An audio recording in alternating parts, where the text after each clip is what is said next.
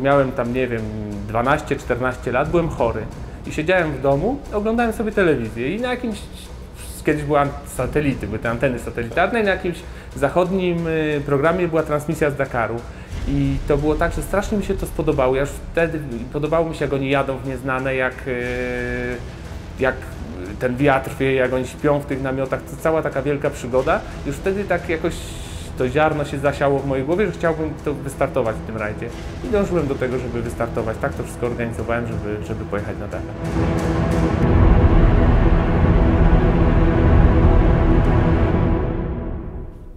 Bary-Ścigacz.pl dzisiaj z wizytą wyjątkowego gościa, Krzysiek Jarmusz.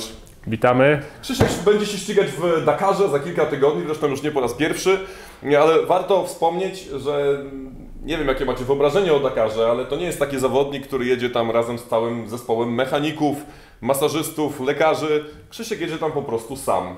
Ale zanim przejdziemy do rajdu Dakar, Krzysiek, powiedz mi, na jakim motocyklu zaczynał jeździć w dzieciństwie chłopak, który dzisiaj się ściga w Dakarze? Wiadomo, w końcówce lat 80., początku 90. wszyscy zaczynali na motorynkach. Więc jak gdyby tutaj, ja zawsze miałem starszych kolegów, oni mieli już motory, ja też chciałem mieć motocykl. Strasznie rodziców męczyłem, żeby skupili mi motorynkę. Byłem trochę do niej za mały, tam obniżyli mi siedzenie, trochę kierownicę i zacząłem na tej motorynce. Później bardzo chciałem ścigać się, więc znów ich namówiłem, żeby pojechali ze mną do klubu, zapisali mnie. To i tak ta cała przygoda się rozpoczęła. No dzisiaj dzieciaki mają już trochę inne możliwości w takim wieku. Widziałem, że twój syn no pewnie, pogina na sprzęcie. Tak. Dzisiaj jak zaczyna się jeździć, to w wieku 5 lat, jak już jest 10-latkiem, żeby to już była taka prawdziwa jazda, to dzieci, które mają 10 lat, to już naprawdę bardzo szybko jeżdżą, walą ogromne skoki. A no kiedyś było to inaczej, ale nie wiem, czy kiedyś było fajniej, czy teraz fajniej. No właśnie, jak ta historia się dalej potoczyła? Bo były motorynki, później były większe motocykle, ale kiedyś wpadłeś na pomysł, żeby te motocykle to nie tylko dla zabawy, ale też dla sportu. Jakby skąd się wzięła rywalizacja? No ja ogólnie strasznie lubię rywalizować. Nawet jak tutaj jeździliśmy z kolegami jeszcze po dzielnicy, to zawsze się ścigaliśmy, więc bezpieczniejsze było dla mnie, żeby mnie zapisać do jakiegoś klubu, żebym ja tam rywalizował w jakiś bezpieczny sposób. I tak jak gdyby od tego to już wszystko się zaczęło i później już startowałem w coraz większych zawodach, coraz większych, aż doszło do Dakaru. Przyjechaliśmy do Ciebie do Zgierza. Ty tutaj się wychowałeś, urodziłeś? Tutaj jesteś od zawsze? Tak, tutaj mieszkam, tutaj trenuję, tu przygotowuję się do Dakaru i jak gdyby cały tutaj ten mój motocyklowa przygoda się dzieje tutaj. Tutaj również pracuję, więc wszystko jest połączone.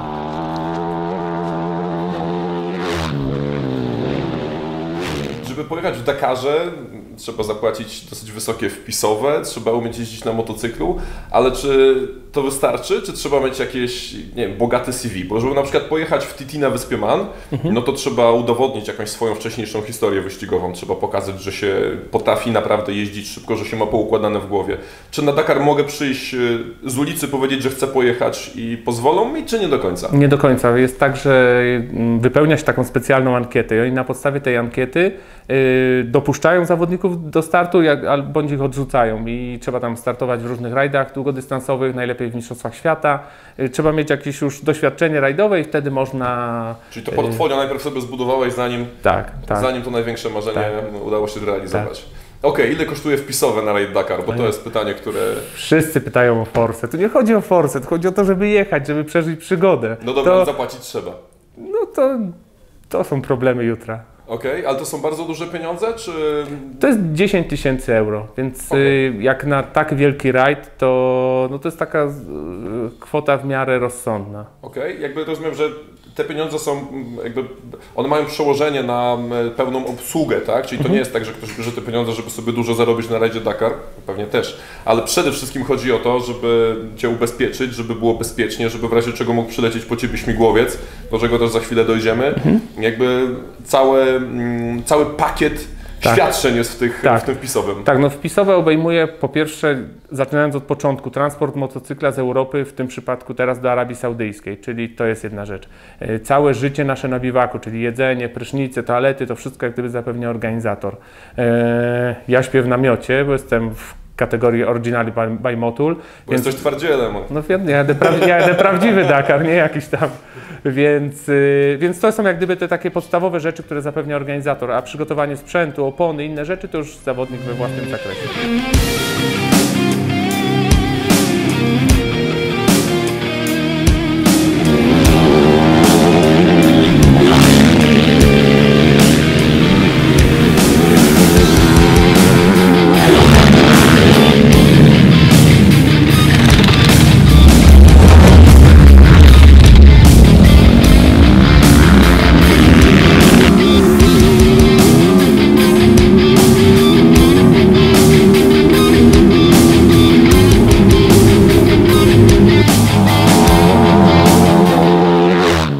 Dakar można pojechać w zasadzie na dwa sposoby.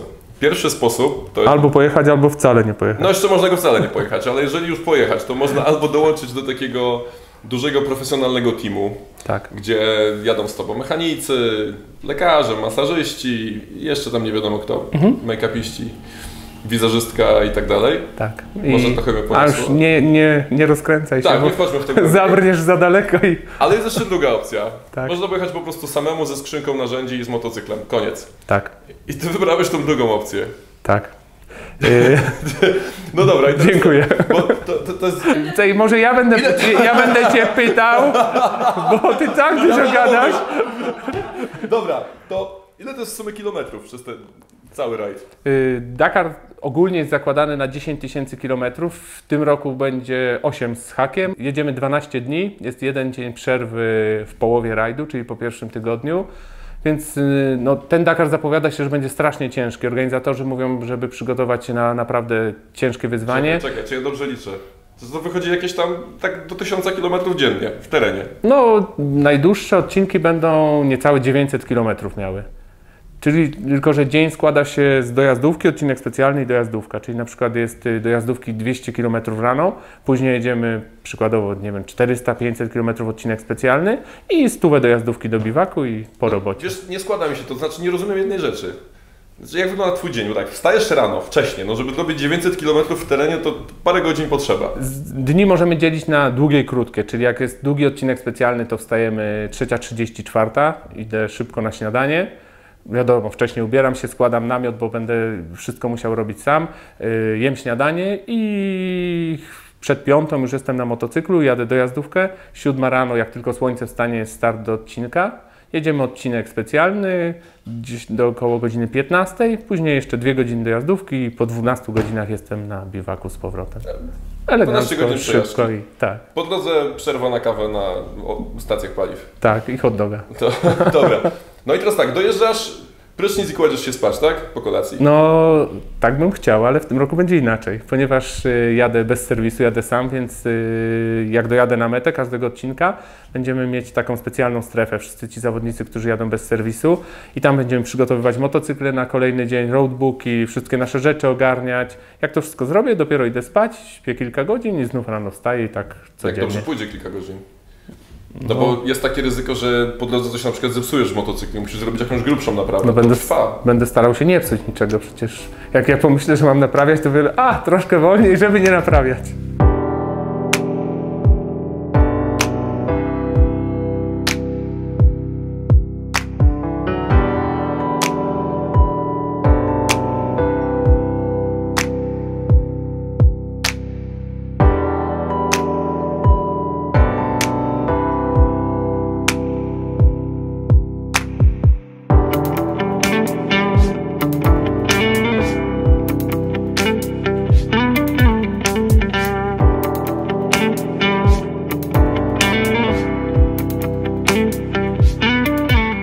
Papieru, który dostajemy od organizatorów codziennie rano przed startem. Tutaj montuje się go, tutaj na kierownicy przewijamy i na przykład wiemy, że na 17 km 180 metrów skręcamy w prawo. Są takie instrukcje, na podstawie których trafiamy do celu i to jest strasznie trudne, ponieważ w tych rajdach długodystansowych szybka jazda jest ważna, ale też bardzo ważna jest nawigacja, bo co z tego, że ktoś jedzie szybko, ale błądzi co chwila, więc wraca i to musi być taka dobra równowaga między szybką jazdą, a właściwym nawigowaniem, wtedy można mieć dobry wynik. Ci, którzy troszeczkę bawią się w Polsce w takie rajdy na orientację, to być może spotkali się z roadbookiem, chociaż pewnie nie z takim, bo tutaj widzę jakieś więcej znaczków się tutaj pojawia, bardziej skomplikowanych. Tak. To pewnie jest zgodne z jakimiś międzynarodowymi standardami? Jest cała taka legenda do jak gdyby oznaczeń tych rajdów długodystansowych, czyli że waypointy, niebezpieczne miejsca, dziury, hopy, jakieś rzeki, więc jak gdyby to, jak ja tutaj patrzę, to wiem co gdzie jest i łatwo się nawiguje. Rozumiem, taki trochę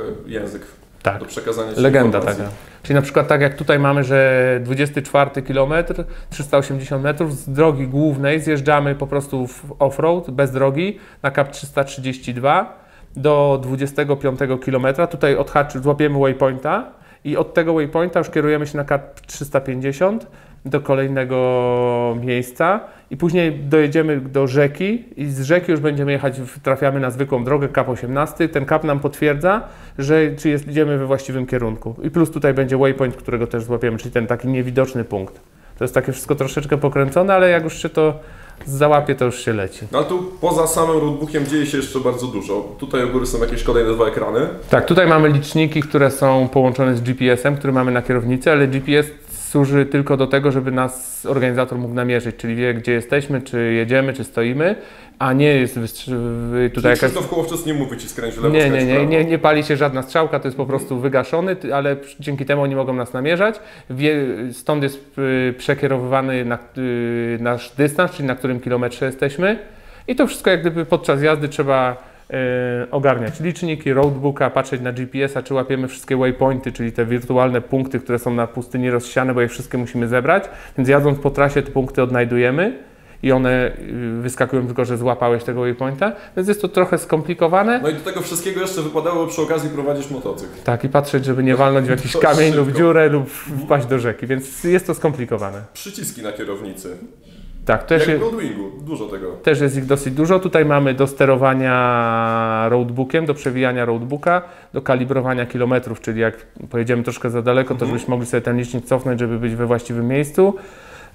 To jest tutaj ta strona, to jest do zapasowych liczników, który jest tutaj. To są, no i jak typowe przełączniki, światła, klakson, gdzie tego jest typu ten rzeczy. czerwony przycisk do wzywania pomocy? Czerwony przycisk będzie zamontowany, tutaj jest taka cała skrzynka montowana i tam są 3 guziki, to jest taki ratunkowy, telefon do organizatora i zielony guzik, który wciskamy, że wszystko z nami ok, tylko na przykład zatrzymaliśmy się, bo naprawiamy coś w motocyklu, więc nie wysyłają wtedy do nas pomocy ani... A ten czerwony to jest takie koło ratunkowe już... Nie, czerwony to już jak już wciśniemy czerwony guzik, to już odpadamy z rajdu, to już jest koniec. To tak jakbyś kliknął wyloguj w grze. Tak, już... Kończysz zabawę. Tak.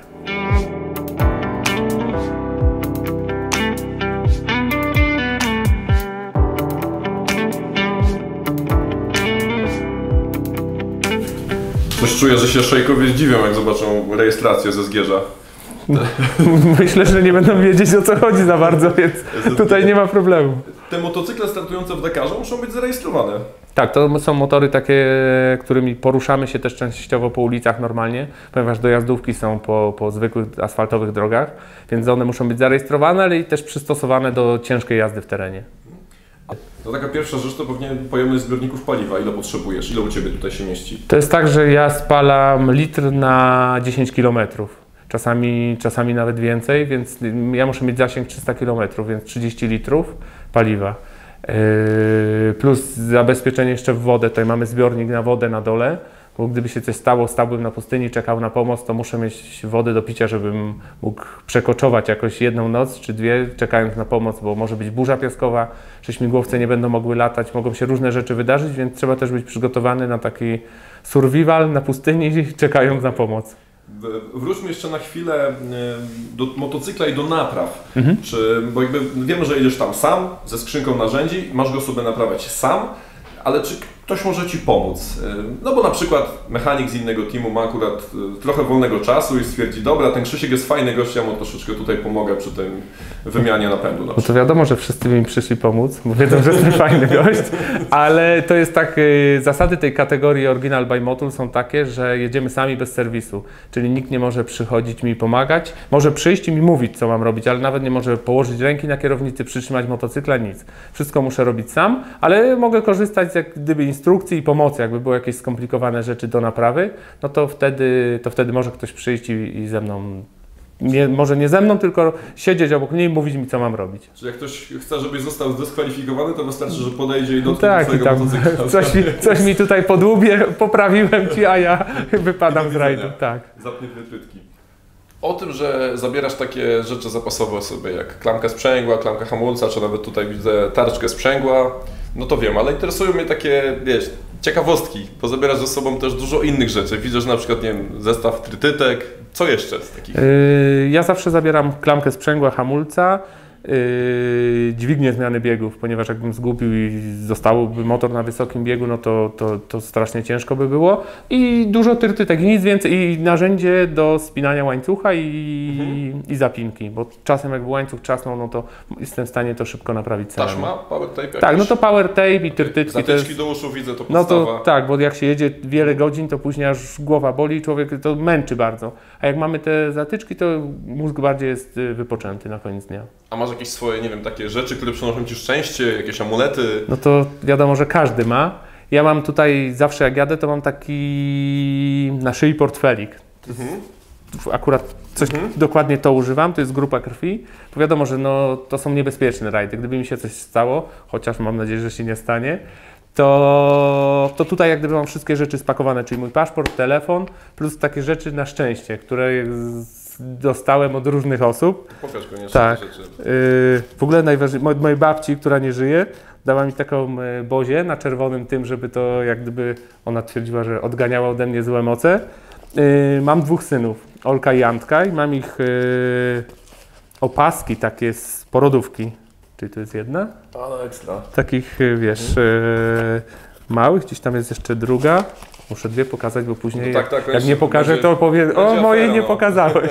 Więc tu jest druga i mam zdjęcie żony na szczęście. To są takie amulety, które zawsze mam przy sobie, bo wiadomo, że jak mam wypadek, to do śmigłowca nie zabierają wszystkiego, tylko to mam na szyi, mam tam w środku telefon i te wszystkie moje podstawowe rzeczy, a reszta zostaje na pustyni, później tam jest ekipa, która to sprząta i ogarnia. Ale mam nadzieję, że nie będzie to potrzebne. Amulety przynoszą szczęście, Właśnie. będzie dobrze. Babcia tam z góry patrzy i pilnuje, żeby było dobrze.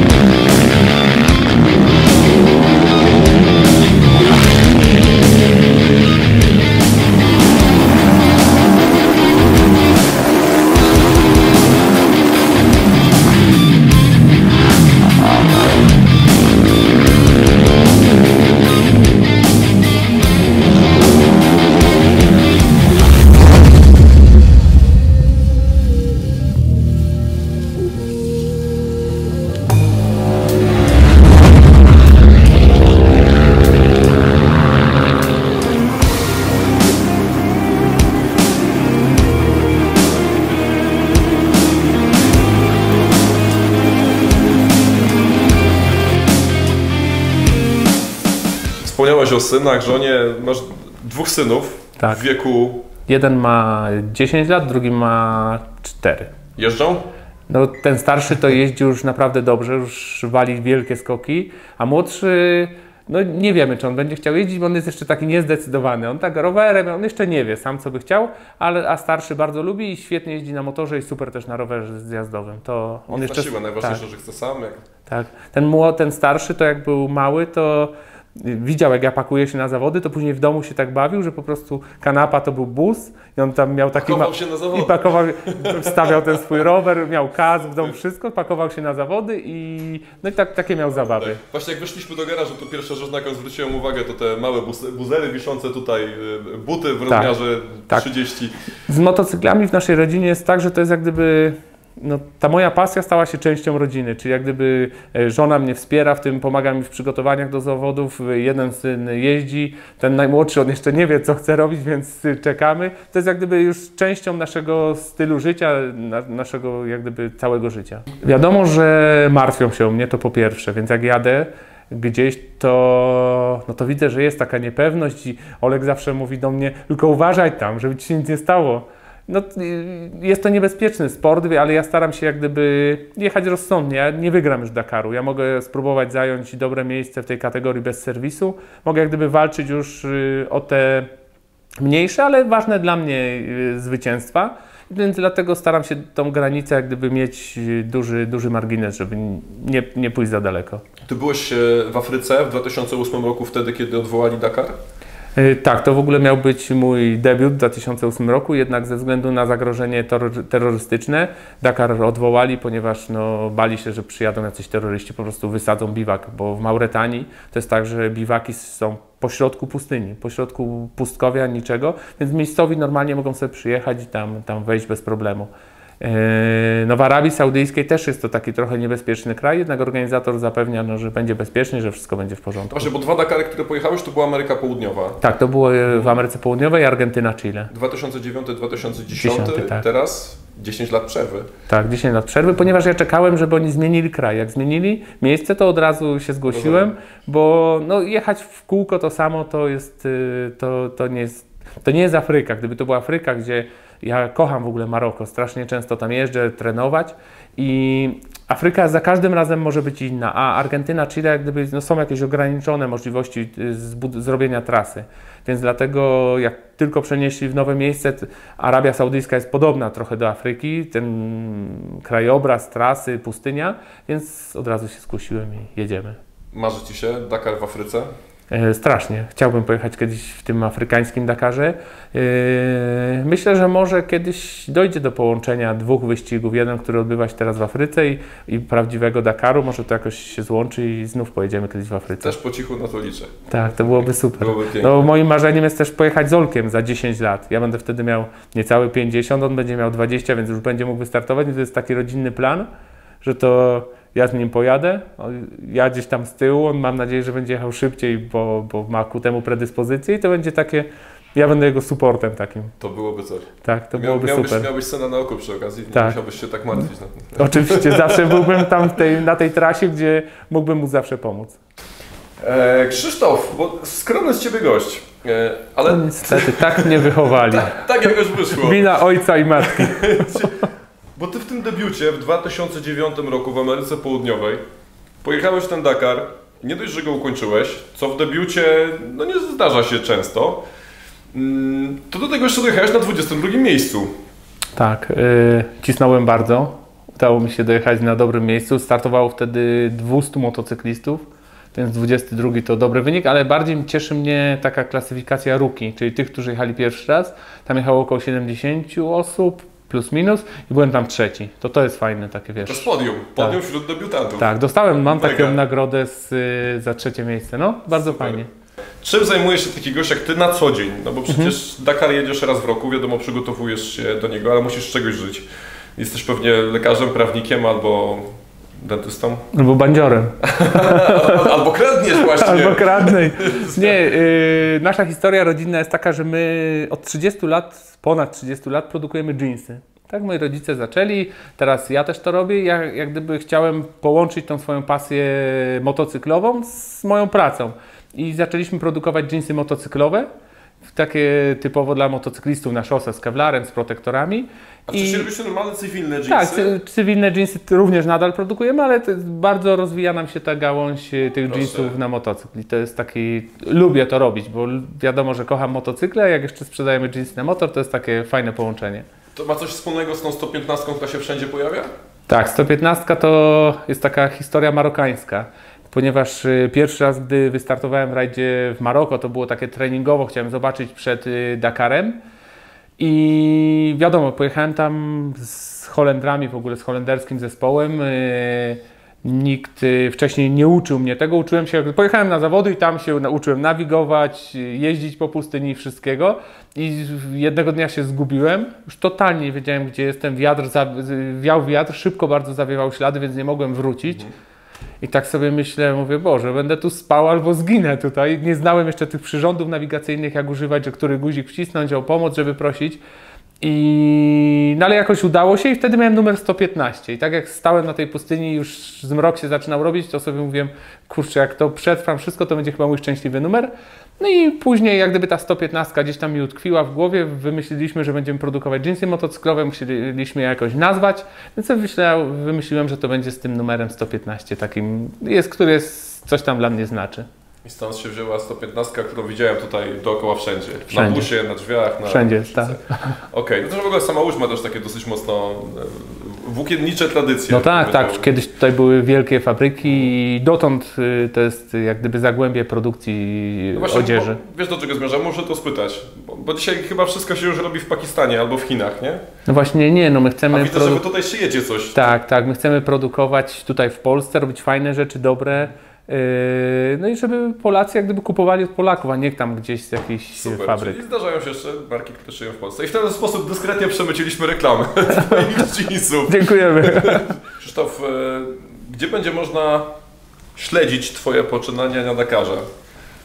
No... To jest tak, to jest ten moment, kiedy możesz zaprosić, zareklamować swoje konto na Instagramie, powiedzieć śledźcie mnie tu i tam. Oczywiście ja ze swojej strony zapraszam na ścigacza, bo będziemy też te twoje relacje udostępniać, będziemy pisać o twoich postępach. Czyli znów muszę powiedzieć tak. Musisz Bo już wszystko powiedziałeś. Ale musisz powiedzieć, jak cię znaleźć na Instagramie, czy jesteś na Facebooku, Oczywiście, na YouTubie? to wygląda tak, że zapraszam na mojego Instagrama i Facebooka, bo tam będą informacje już jak gdyby z przygotowań, teraz z wysyłki motocykla, później z moich treningów, będziemy jeszcze w Hiszpanii trenować, później zapraszam do mnie na święta, bo tam też będziemy coś, jak gdyby będę wrzucał, jak to wyglądają święta przed Dakarem, bo wylatuje 1, czyli Sylwester, to wszystko i w trakcie rajdu na wiadomo Instagram, Facebook, tam będzie najwięcej tego. Plus, Krzysztof Jarmusz, wystarczy wpisać, gdzie cię znajdziemy. Plus zapraszam do moich partnerów, czyli do Motula, do ścigacza i do różnych firm, które mnie wspierają i to przez mojego Facebooka, jak będziecie mogli się tam przekierować do nich. Śledźcie Krzysztofa Jarmusza, śledźcie ścigacz.pl i trzymajcie kciuki razem z nami. Zapraszam, trzymajcie kciuki za mnie. Wszystkiego dobrego.